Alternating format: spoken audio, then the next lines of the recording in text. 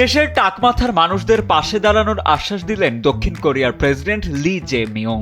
সাধারণত চুল পড়ার চিকিৎসাকে শৌখিন বিষয় হিসেবে দেখা হলেও প্রেসিডেন্ট লি বিষয়টিকে দেখছেন মানুষের মানসিকভাবে টিকে থাকার লড়াই হিসেবে। তিনি প্রস্তাব করেছেন এখন থেকে চুল পড়ার চিকিৎসার যাবতীয় খরচ মেটানো হবে দক্ষিণ কোরিয়ার জাতীয় স্বাস্থ্য বীমা থেকে।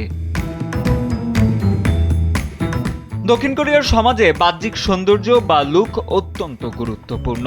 সেখানে টাক পড়াকে একটি বড় সামাজিক সমস্যা হিসেবে দেখা হয়, যা বিশেষ করে তরুণদের আত্মবিশ্বাস কমিয়ে দিচ্ছে। বর্তমানে দেশটিতে কোনো রোগের কারণে চুল পড়লে বীমা সুবিধা পাওয়া গেলেও বংশগতভাবে টাকের ক্ষেত্রে কোনো ধরনের সরকারি সহায়তাই পাওয়া যায় না। প্রেসিডেন্ট লি পাল্টা প্রশ্ন তোলেন, বংশগত কারণে চুল পড়লে তাকে কেন রোগ হিসেবে দেখা হবে না?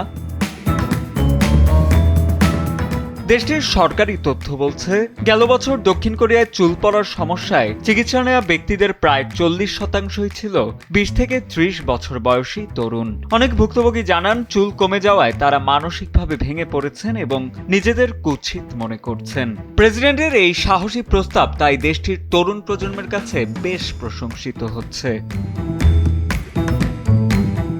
তবে এই উদ্যোগ নিয়ে বিতর্ক শুরু হয়েছে। সমালোচকরা বলছেন 2026 সালের স্থানীয় নির্বাচন সামনে রেখেই তরুণ ভোটারদের মন জয় করতে এটি একটি রাজনৈতিক কৌশল।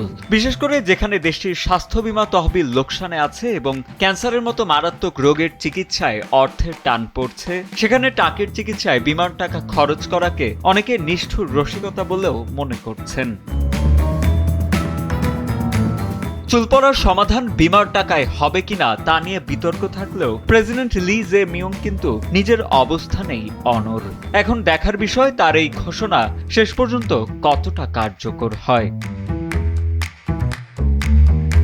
সাজিদ আনিল, ডেস্ক রিপোর্ট, সময়ের আলো।